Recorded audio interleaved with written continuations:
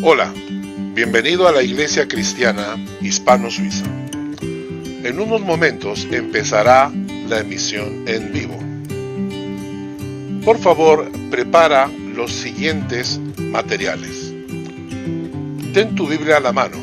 Recuerda que si estás usando tu teléfono portátil, no tendrás oportunidad de buscar los textos bíblicos en el mismo dispositivo. Ten siempre preparado un cuaderno de apuntes. Te servirá para tomar notas o citas bíblicas que después puedes volver a revisar.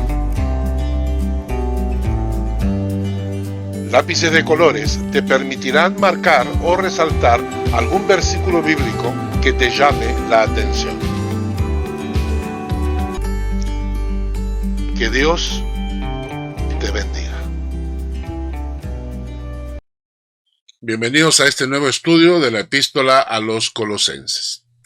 El día de hoy vamos a continuar. La semana pasada hicimos una introducción conociendo un poco dónde está Colosas, quién escribió la carta, cuándo fue escrita, etcétera, etcétera. El día de hoy vamos a avanzar ya entrando directamente al texto, así que les invito a ir al texto bíblico, a Colosenses, al capítulo 1. El día de hoy vamos a estudiar los primeros 2 versículos. Colosenses capítulo 1, versículos 1 al 2. El texto dice: Pablo, apóstol de Jesucristo, por la voluntad de Dios, al hermano Timoteo, a los santos y fieles hermanos en Cristo que están en Colosas, gracia y paz sean a vosotros, de Dios nuestro Padre y del Señor Jesucristo. Según estos versículos, el día de hoy vamos a estudiar primero cuál fue el ministerio de Pablo que Dios le entregó, apóstol. ¿Quién le entregó ese ministerio? Fue el Señor mismo.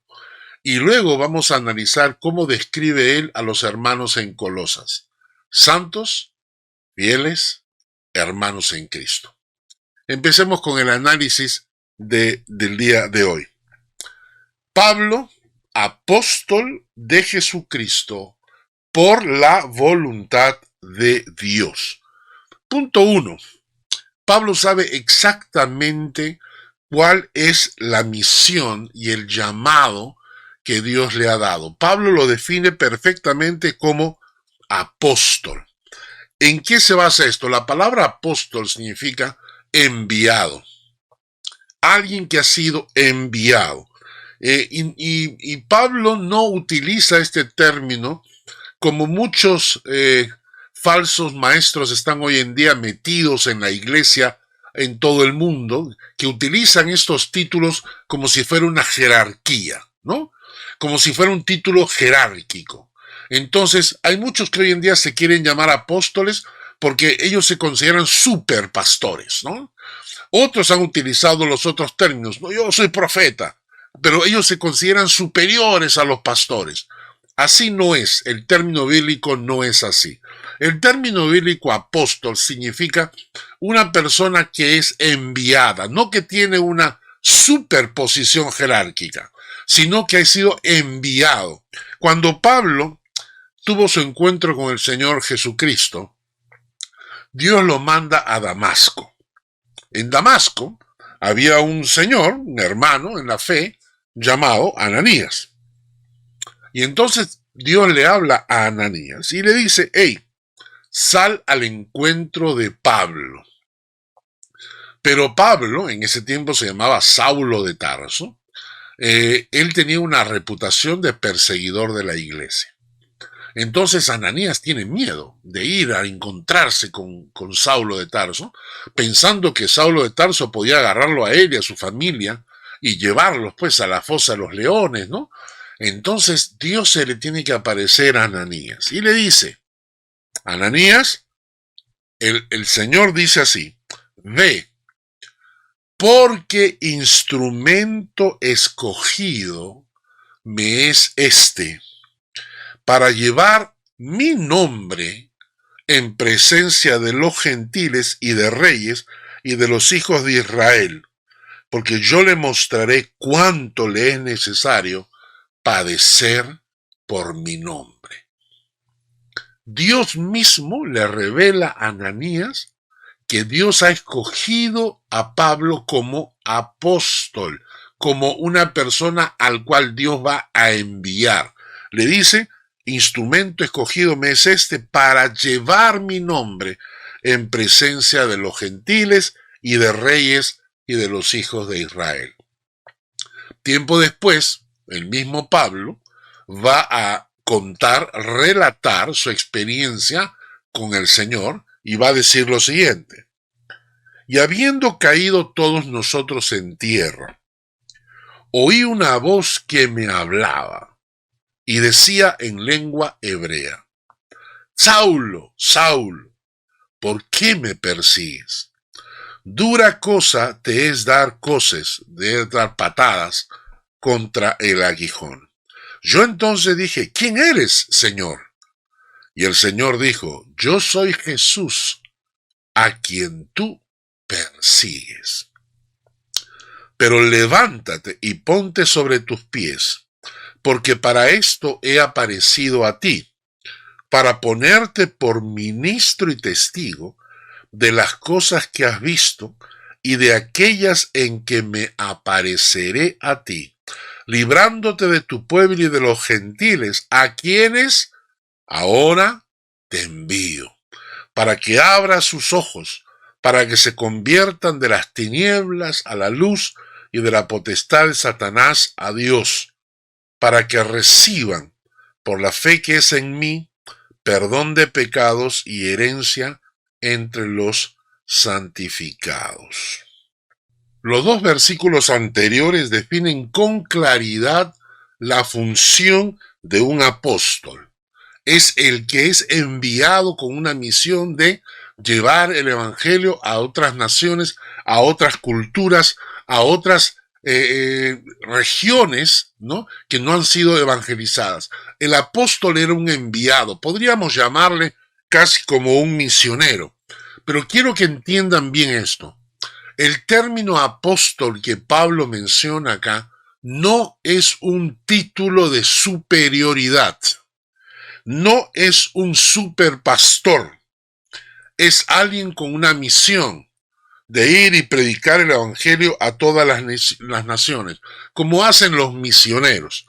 Lamentablemente en los últimos años este título ha sido utilizado como si fuera un título de jerarquía o de superioridad por falsos maestros que andan por el mundo diciendo: yo soy apóstol, yo soy profeta. Eso, hermanos, es parte de la apostasía de los últimos tiempos. Si ustedes escuchan de alguien llamándose a sí mismo: yo soy apóstol, yo soy profeta, ya saben ustedes que están frente a un falso maestro. Falso maestro. Ahora, la Biblia menciona 5 ministerios. Vamos a leer el pasaje de Efesios, capítulo 4, versículo 11, lo tienen en pantalla. Efesios capítulo 4, versículo 11, donde la Biblia nos menciona que hay 5 de estos ministerios. Dice: y él mismo constituyó a unos apóstoles, a otros profetas, a otros evangelistas y a otros pastores y maestros, a fin de perfeccionar a los santos para la obra del ministerio, para la edificación del cuerpo de Cristo, hasta que todos lleguemos a la unidad de la fe y del conocimiento del Hijo de Dios, a un varón perfecto, a la medida de la estatura de la plenitud de Cristo. Nos menciona acá 5, ¿no? Apóstoles, que son estos enviados a predicar el evangelio; profetas, y esto es interesante porque profeta es el que trae un mensaje de Dios a los hombres. Profeta es el que trae un mensaje de Dios a los hombres. Puede ser un simple predicador que trae el mensaje de Dios a los hombres, pero tengamos cuidado, porque no es como hoy en día en muchas partes de la iglesia se están infiltrando estos falsos profetas. Está profetizado en Mateo 24 que en los últimos tiempos van a proliferar estos falsos profetas. ¿Y cómo sabemos que es un falso profeta? Cuando anuncia un mensaje de Dios que no se cumple. Es fácil Es fácil, no tenemos que ser muy inteligentes. Cuando alguien dice que trae un mensaje de Dios y este no se cumple, sabemos que tenemos a un falso profeta delante, como todititos estos que profetizaron que Donald Trump iba a ser reelegido presidente. Y no importa que esta gente diga y dé sus excusas y dé sus explicaciones, ellos profetizaron una mentira. Son falsos profetas. Nosotros vamos a considerar al profeta como aquel predicador que trae la palabra de Dios al pueblo de Dios. Así que apóstoles son los misioneros, profetas, predicadores, los evangelistas, los que tienen la capacidad de llevar almas a los pies de Cristo, pastores, los que cuidan del rebaño, y maestros son los que pueden enseñar la palabra de Dios de tal manera que el pueblo de Dios se edifica. ¿De acuerdo? Entonces la Biblia menciona 5 ministerios. Y entonces Pablo, de estos 5 ministerios, conocemos por la Escritura que tenía 3.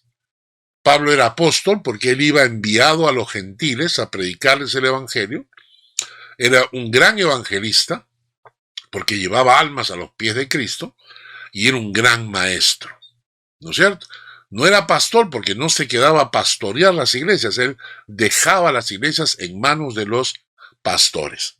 Y entonces Pablo sabe con claridad qué es lo que él tiene que hacer para el Señor, porque sabe cuáles son los ministerios y los llamados que Dios le ha dado a él. Hermanos, hay mucha gente cristiana que no sabe cuál es su función en la iglesia de Dios. Ahora, si no tengo uno de estos ministerios, si no tengo el don de apóstol o predicador o evangelista o pastor o maestro, ¿qué hago para servir al Señor? Pues para eso Dios nos dio dones. Los dones espirituales. Cada creyente tiene por lo menos un don. Y ya he dado este estudio antes. Si quieren, búsquenlo en el YouTube. Está bajo Primera de Corintios, capítulo 12. Y ahí menciono que hay 2 pasajes que nos hablan acerca de los dones espirituales. Romanos, capítulo 12, versículos 4 al 8. Lo tienen en pantalla. Romanos 12, versículo 4 al 8, ¿no? Ahí se describen los dones, que son capacidades espirituales que Dios nos da para poder servirle. No tienes que ser pastor, evangelista o maestro solamente, es decir, pues hay muchos otros dones que Dios da a sus hijos cuando conocen al Señor para que puedan servirle como parte del cuerpo de Cristo.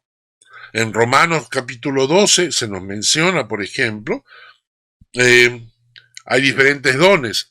El de profecía, el de servicio, el de servir, el que enseña, el que exhorta, el que reparte, el que preside, el que hace misericordia.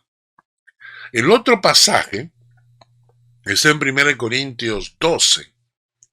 Y ahí se menciona, por ejemplo, entre los dones, se menciona la palabra de sabiduría, palabra de ciencia, el fe, dones de sanidades, hacer milagros, discernimiento de espíritus, diversos géneros de lenguas, interpretación de lenguas, etc.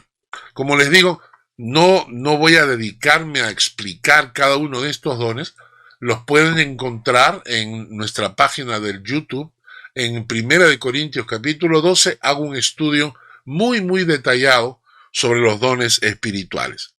Pero si Dios me ha llamado a servirle, entonces, si yo no encuentro uno de estos ministerios, ¿no? Apóstol, profeta, evangelista, pastor, maestro, entonces me voy a buscar mis dones, a descubrir cuáles son mis dones, cómo puedo yo servir a Dios, ¿no? Hay una tercera cosa, que no solamente podemos usar los dones, pero también Dios nos ha dado talentos. ¿Qué cosa es un talento? Un talento es una habilidad innata, natural. Es una destreza que Dios nos regaló desde antes de nacer, ¿no? Hay un texto en Efesios capítulo 1, versículos 3 y 4, que dice: bendito sea el Dios y Padre de nuestro Señor Jesucristo, que nos bendijo con toda bendición espiritual en los lugares celestiales en Cristo, según nos escogió en Él antes de la fundación del mundo, para que fuésemos santos y sin mancha delante de Él. Así que Dios nos escogió y nos dio dones y talentos desde antes de nacer. Y estos talentos también podemos usarlos para servirle. O sea, los dones son cualidades, capacidades espirituales que Dios te da, y los talentos naturales son las capacidades con las que tú naces. Y también con esto podemos estar sirviendo a Dios, ¿no? Entonces, casi todos los seres humanos, incluso los que tienen alguna discapacidad, tienen de alguna u otra forma tienen algún tipo de aptitud talentosa. Esos talentos naturales también los podemos usar para servir al Señor. Por ejemplo, Pablo se acompañaba de Lucas. En el pasaje de Colosenses 4:14 se dice: os saluda Lucas, el médico amado. Y Lucas acompañaba a Pablo en sus viajes misioneros. Y claro, servía en primer lugar como médico. Luego también Pablo va a mencionar a Lucas como su colaborador. Lucas también va a enseñar, va a predicar, va a evangelizar, sí, pero básicamente Lucas lo acompañaba como doctor para cuidar de la vida de Pablo. Así que yo también puedo servir a Dios usando mis talentos, mis capacidades naturales. De repente puedes cantar, de repente puedes tocar un instrumento, de repente tienes capacidades de arte o traducción, o tienes una profesión que puede servir a los planes de Dios. Entonces, Pablo reconoce su ministerio como apóstol. Y nosotros debemos también investigar, descubrir cuál es el ministerio, el don o los talentos que Dios me ha dado para poder servirle. Y la pregunta que les hago en este momento es: ¿qué función cumplen ustedes en el cuerpo de Cristo? Porque la Biblia dice que somos un cuerpo. Y si somos un cuerpo, cada parte de mi cuerpo cumple una función. No hay nada en mi cuerpo que sobre. No hay nada. Y entonces yo me pregunto, ¿qué función cumplo yo en el cuerpo de Cristo? ¿No? ¿Qué dones tengo? ¿Qué ministerios tengo? ¿Y cómo puedo usar mis talentos para servir a Dios? Porque nadie tiene excusa, nadie. Porque todos tenemos o un ministerio, o dones, o talentos que podemos poner al servicio de nuestro Dios. ¿Ok? Así que Pablo reconoció su ministerio, apóstol. En segundo lugar, Pablo va a decir que ese ministerio que él tiene, lo recibió de Dios, que no se lo dieron los hombres. Pablo va a decir claramente: Pablo, apóstol de Jesucristo, por la voluntad de Dios y no de los hombres, ¿no? Y esto es importante porque esto hace que reconozcamos la soberanía de Dios. La soberanía de Dios. Que Dios nos escoge con un plan específico y nosotros aceptamos la soberanía de Dios y nos sometemos a la voluntad de Dios. Los hombres queremos tomar el control y hacer nuestra voluntad en nuestras vidas.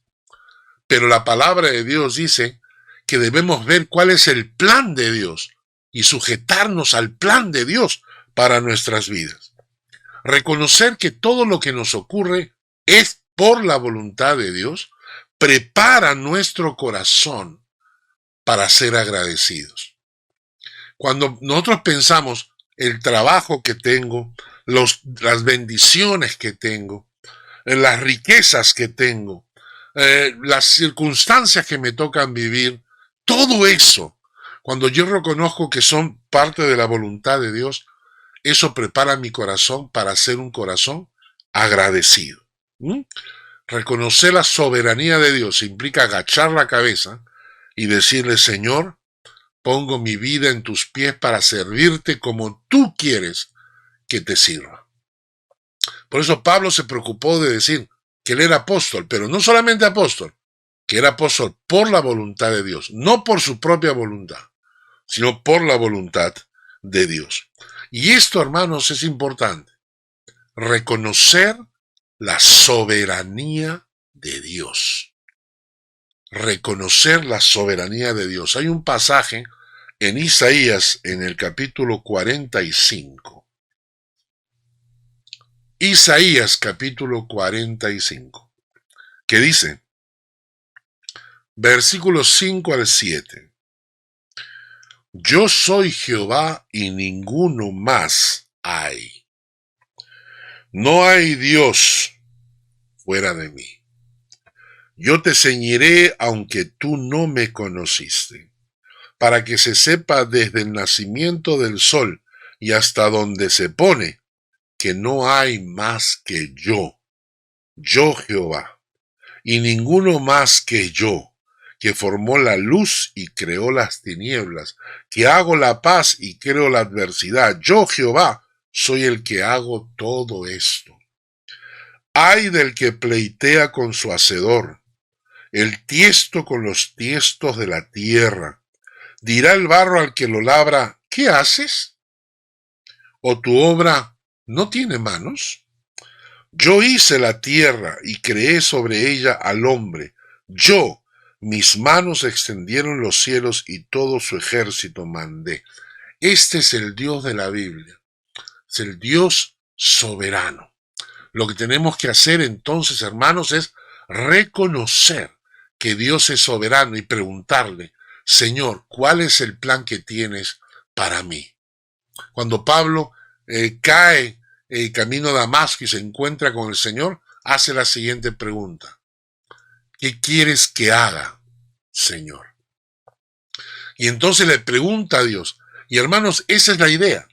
La idea es que cada persona sea útil en el cuerpo de Cristo y que pueda reconocer cuáles son sus ministerios, cuáles son sus dones, cuáles son sus talentos, cómo puede servir a Dios con esto que Dios le ha dado y aceptar la voluntad de Dios y la soberanía de Dios. Yo no puedo decirle a Dios: yo quiero ser predicador. No, es su soberanía la que manda. Yo no puedo decirle: Señor, quiero ser maestro, me encanta ser maestro. No, es la voluntad de Dios la que manda. Y cuando descubro, hermanos, cuál es el plan que Dios tiene para mi vida, digo como Pablo en Hechos capítulo 20, versículo 24. Hechos 20, 24 dice: de ninguna cosa hago caso, ni estimo preciosa mi vida para mí mismo, con tal que acabe mi carrera con gozo y el ministerio que recibí del Señor Jesús para dar testimonio del Evangelio de la gracia de Dios. Y Pablo dice: de ninguna cosa hago caso, ni estimo preciosa mi vida para mí mismo, con tal que acabe mi carrera con gozo y el ministerio que recibí del Señor Jesús. Que acabe mi carrera con gozo y que acabe el ministerio que el Señor me dio. Por eso cuando Pablo le escribe a Arquipo en Colosenses 4:17 le dice: mira que cumplas el ministerio que recibiste del Señor. Y cuando le escribe a Timoteo, en 2 Timoteo capítulo 4 versículo 5, le dice: tú sé sobrio en todo, soporta las aflicciones, haz obra de evangelista, cumple tu ministerio. Y eso es exactamente, estas palabras deben retumbar en nuestra mente y en nuestro corazón. Cumple tu ministerio. Cumple tu ministerio. Pero me vas a decir, ¿pero qué ministerio tengo? Tenemos que descubrir. Descubre tu ministerio, descubre tus dones, descubre tus talentos y ponlos al servicio del Señor. Y cuando estés sirviendo a Dios en lo que Dios quiere, vas a sentir un gozo especial en el alma, porque te sientes útil. No te sientes una apéndice, te sientes útil. Por eso lo que Pablo le dijo a Arquipo, se lo dijo a Timoteo, ahora Pablo te lo dice a ti. Cumple tu ministerio. Cumple tu ministerio. Sigamos con el versículo 2. El versículo 2 dice: a los santos y fieles hermanos en Cristo que están en Colosas, gracia y paz sean a vosotros de Dios nuestro Padre y del Señor Jesucristo. Me llama mucho la atención cómo define Pablo a los creyentes en Colosas, a los colosenses. Utiliza tres expresiones que son muy interesantes. Son santos, les llama santos, les llama fieles y les llama hermanos en Cristo. Y yo creo que estas son tres marcas que diferencian al auténtico Hijo de Dios. El cristianismo superficial, que le encanta mostrarse como súper espiritual, muchas veces adolece de profundidad y contenido. Yo he conocido muchas veces gente que les encanta levantar las manos y gritar aleluya y ser llamar la atención en cuanto a su fe. Pero la verdadera fe auténtica, hermanos, la verdadera fe auténtica está muy, muy relacionada con la santidad, con la fidelidad y con la obediencia a la voluntad y a la palabra de Dios. No se trata de cuán gritones seamos, cuánto levantemos las manos y cuánto aleluya seamos, sino cuán santos seamos, cuán fieles seamos al Señor y cuán dispuestos estemos a hacer su voluntad. Vamos a analizar cada una de estas expresiones. Primero dice, a los santos. Vamos a leer 3 versículos bíblicos que nos hablan de la santidad. Empecemos con Efesios capítulo 4, versículos 22 al 24. En cuanto a la pasada manera de vivir, despojaos del viejo hombre, que está viciado conforme a los deseos engañosos, y renovaos en el espíritu de vuestra mente, y vestíos del nuevo hombre, creado según Dios, en la justicia y santidad de la verdad. 3 palabras: justicia, santidad, verdad. Hermanos, acá el pasaje es clarísimo. Una persona que ha conocido al Señor tiene que despojarse del viejo hombre, porque su viejo hombre está viciado, está acostumbrado al pecado, a los deseos engañosos. Entonces, si tú has conocido al Señor, el pecado te produce alergia, el pecado te da sarpullido, el pecado te produce una repulsión. ¿No? ¿Por qué? Porque el Espíritu Santo está morando en ti. Si tú puedes vivir la vida cristiana con el pecado y no se te mueve un pelo de la conciencia, tú eres hijo del diablo, tú no eres hijo de Dios. Porque el Hijo de Dios El Hijo de Dios tiene dentro de sí al Espíritu Santo. Interesante el nombre, Santo, Espíritu Santo. Y el Espíritu Santo produce en ti una reacción contra el pecado. El Espíritu Santo te hace sentir mal cuando estás en contacto con el pecado. Y entonces el pasaje te dice, ¿somos santos? Bueno, pues, entonces hay que dejar al viejo hombre y hay que vestirnos, renovarnos en el espíritu de nuestra mente.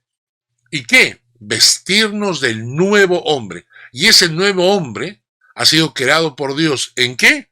Justicia, santidad y verdad. Así que un creyente que no va en el camino de santidad no es hijo de Dios. El creyente tiene que apuntar al camino de santidad. Ese tiene que ser su objetivo. Hebreos 12:14 nos dice, seguid la paz con todos y la santidad, sin la cual nadie verá al Señor.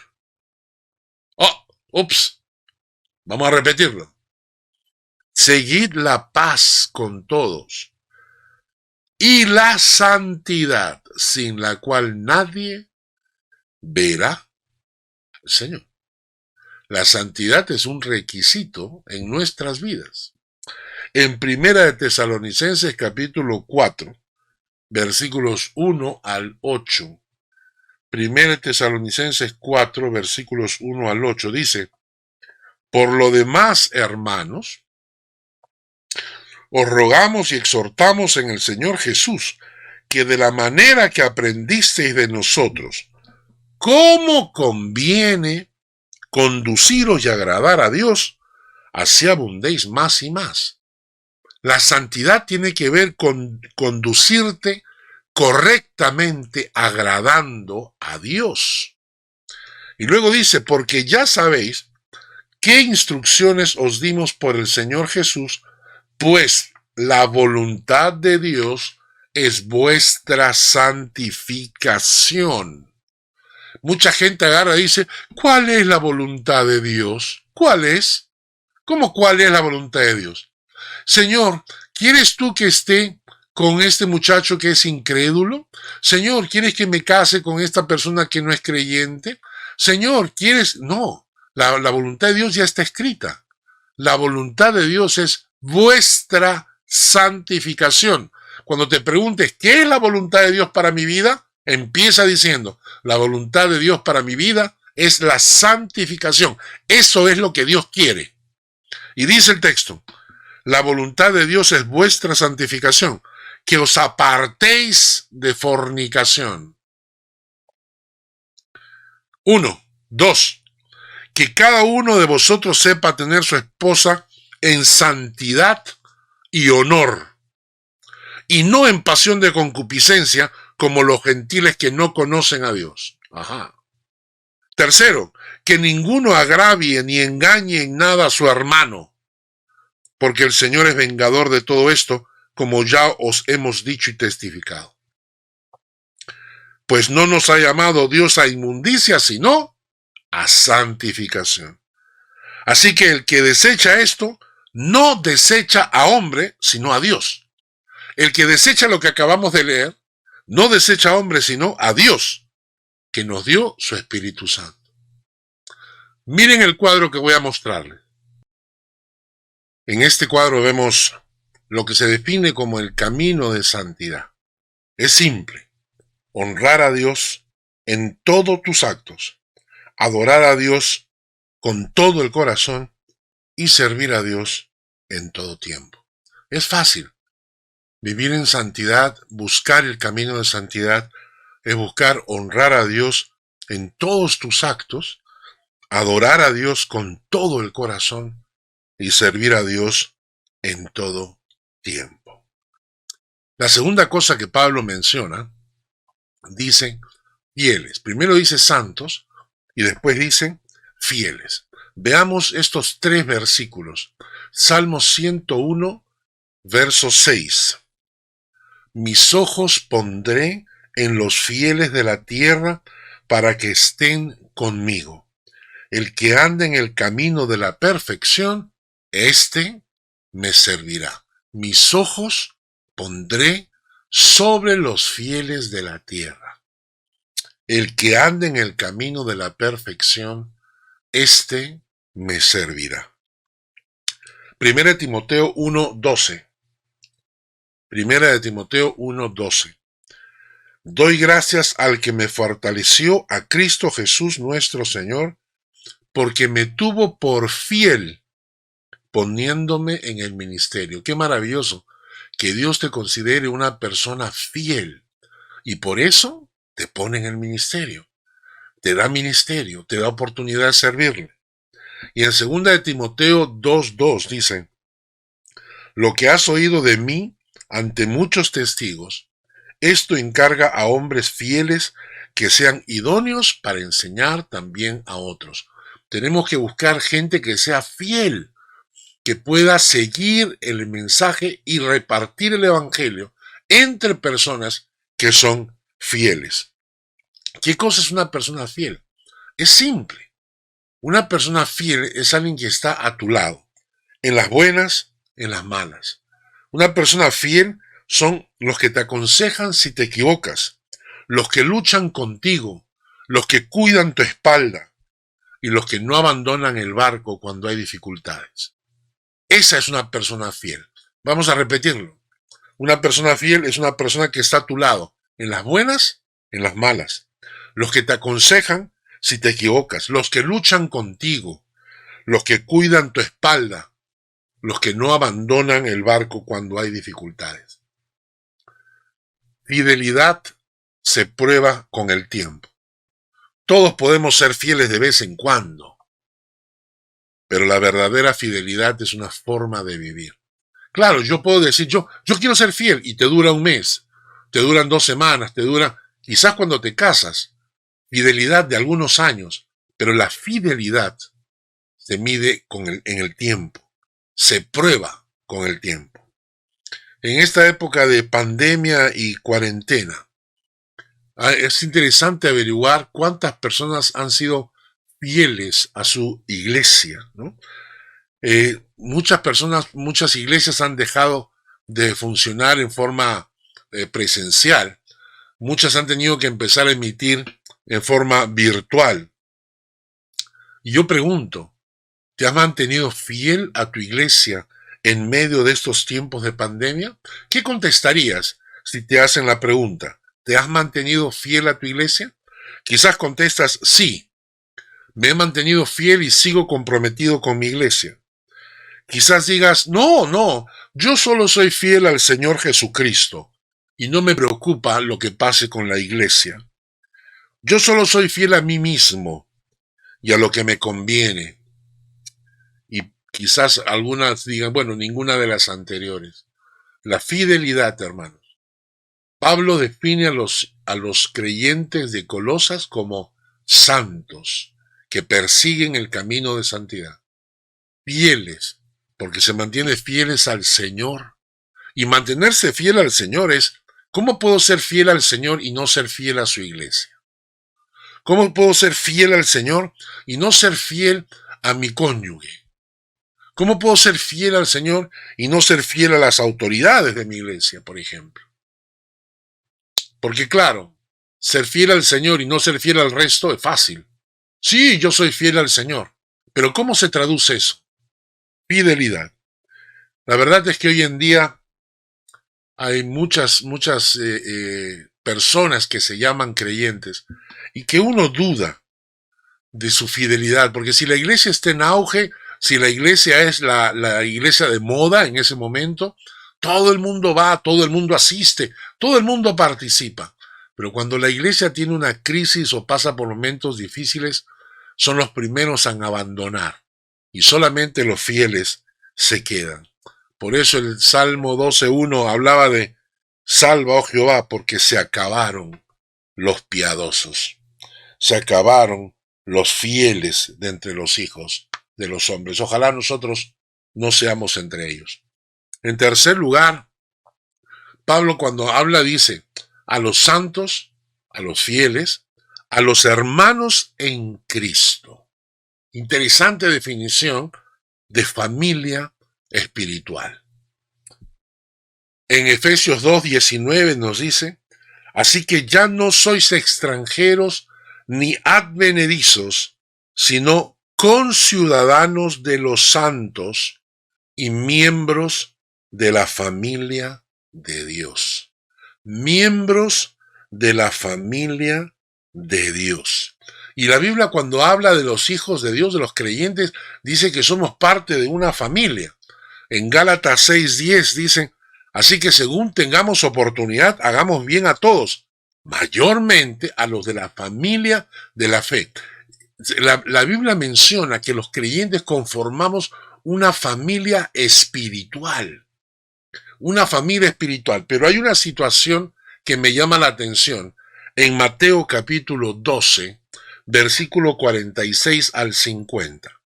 Mateo 12, 46 al 50 dice: mientras él aún hablaba, Jesús, he aquí su madre y sus hermanos estaban fuera, y le querían hablar. Y le dijo uno: he aquí tu madre y tus hermanos están afuera y te quieren hablar. Respondiendo Jesús al que le decía esto, dijo: ¿quién es mi madre y quiénes son mis hermanos? Y extendiendo su mano hacia sus discípulos, dijo: he aquí mi madre y mis hermanos, porque todo aquel que hace la voluntad de mi Padre que está en los cielos, ese es mi hermano, mi hermana, mi madre. ¿Quiénes son los que conforman la familia de Dios? Aquellos que hacen la voluntad de mi Padre que está en los cielos. Y me encanta esa definición. Cuando Pablo les estaba llamando a los colosenses hermanos en Cristo, también estaba diciendo que eran hermanos. ¿Por qué? Porque hacen la voluntad de mi Padre que está en los cielos. Una manera interesante de definir a un creyente. El creyente no se define por asistir a la iglesia. El creyente no se define por llevar su Biblia bajo el brazo, alzar sus manos y cantar aleluya. El creyente se define por cosas absolutamente prácticas y concretas. Y Pablo define 3 de ellas. Pablo se refiere a los creyentes de Colosas como gente de santidad, gente fiel y gente a la cual él puede llamar hermanos en Cristo, porque son de la familia espiritual, y la familia espiritual son los que hacen la voluntad de Dios que está en los cielos. Vamos terminando este estudio del día de hoy, porque cuando Pablo habla de estos fieles creyentes en santidad, santos, hermanos en Cristo, también dice que están en la iglesia, en Colosas, en Colosenses, a los colosenses, ¿no? Y hay que entender algo, que esto es importante. Hay 3 tipos de iglesia. Primero, existe la iglesia universal. Y la iglesia universal es todos los creyentes en Cristo, de todo tribu, pueblo, lengua y nación, que en este momento se encuentran viviendo y que adoran a Dios en alguna iglesia local en alguna parte del mundo.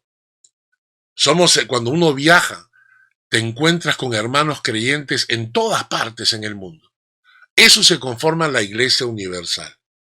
En segundo lugar está la iglesia histórica. La iglesia histórica son los hermanos creyentes que han muerto en Cristo. Todos los que han pasado al otro lado y que esperan su momento de resurrección. Iglesia histórica, iglesia universal, iglesia histórica. Pero la tercera es la iglesia local. Y la iglesia local es la iglesia de Colosas, la iglesia de la casa de Onesíforo, la iglesia de Dúliken, la iglesia de Praten, la iglesia de Lima, la iglesia de Pucallpa, o sea, son iglesias locales donde el creyente se congrega. Y voy a decirles una verdad, porque hoy en día estamos sufriendo de muchas herejías. La iglesia local, todo creyente, sin excepción alguna, Todo creyente es miembro de la Iglesia Universal y algún día será miembro de la Iglesia Histórica. Cuando muera, se convierte en parte de la Iglesia Histórica. Pero mientras sigue vivo, no solamente es parte de la Iglesia Universal, sino es miembro y parte activa de una iglesia local. En los últimos tiempos han salido una serie de tendencias falsas, aberraciones bíblicas, deformaciones doctrinales o distorsiones de la fe, donde hay creyentes que dicen ser parte de la Iglesia Universal de Jesucristo, pero no tienen una iglesia local donde congregarse y donde servir al Señor. Hace mucho tiempo cantaba un cantante conocido como Julio Iglesias, que él decía a las mujeres, él era un mujeriego, fornicario y todo, y él decía, las amo a todas, pero no soy de ninguna. Las amo a todas, pero no soy de ninguna. Esa aberración ha llegado al corazón de muchos creyentes. Ellos dicen que son parte de la Iglesia Universal, que ellos aman todas las iglesias, pero no tienen ninguna con la cual están comprometidos. Y esos son las personas que generalmente van a la iglesia solamente para absorber, van a la iglesia para obtener algo, pero nunca se comprometen, nunca están dispuestos al compromiso activo en su iglesia local. Y esto es una deformación bíblica. Porque el creyente auténtico no solo pertenece a la Iglesia Universal, algún día pertenecerá a la Iglesia Histórica, pero sobre todo un creyente auténtico se define con una iglesia local en la cual se congrega, en la cual trabaja, en la cual sirve, en la cual apoya, por la cual lucha, a la cual sostiene, incluyendo sostenimiento económico. Hermanos, la otra deformación son los picaflores espirituales, que son esos creyentes que van saltando de iglesia en iglesia, buscando una iglesia que les diga lo que su oído quiere oír. La Biblia le dice picazón de oír. Entonces, como les pique el oído, ellos van buscando la iglesia. No buscan una iglesia donde se enseñe palabra de Dios. Van a una iglesia que les diga lo que ellos quieren escuchar. Y esto también es una deformación bíblica. Y por eso cuando Pablo le escribe a la carta a los colosenses, es muy claro, a los santos, a los fieles, a los hermanos en Cristo. ¿Pero dónde? Que están en la iglesia de Colosas. Los que se congregan en la iglesia de Colosas. Y yo te pregunto, ¿cuál es tu iglesia? ¿Sirves al Señor en tu iglesia? ¿Puede la iglesia tuya considerarte a ti una persona camino de santidad? ¿Puede la iglesia tuya decir, sí, este es un hermano fiel? ¿Puede decir la iglesia que tú te comportas como un hermano en la fe porque haces la voluntad de Dios que está en el cielo? ¿Estás comprometido con tu iglesia local? ¿Luchas por tu iglesia local? Porque esa es la definición bíblica de un creyente. ¿Sostienes a tu iglesia? Hermanos, el tema de hoy ha sido bastante rico para enseñarnos cuál debe ser nuestra definición como hijo de Dios delante del mundo y delante del Señor. Espero que el Señor les haya hablado a su corazón. Oremos para terminar. Gracias, Padre, por este estudio y por esta palabra que nos has traído. Ten misericordia de nosotros. Ayúdanos, oh Dios, a entender el camino de santidad y fidelidad y ser hermanos en la fe mientras hacemos la voluntad del Padre que está en los cielos. Gracias, oh Dios, en el nombre de Jesús. Amén y amén. Que Dios les guarde y les bendiga. El Señor te bendiga y te guarde. El Señor haga resplandecer su rostro sobre ti y tenga de ti misericordia. El Señor alce sobre ti su rostro y ponga en ti paz.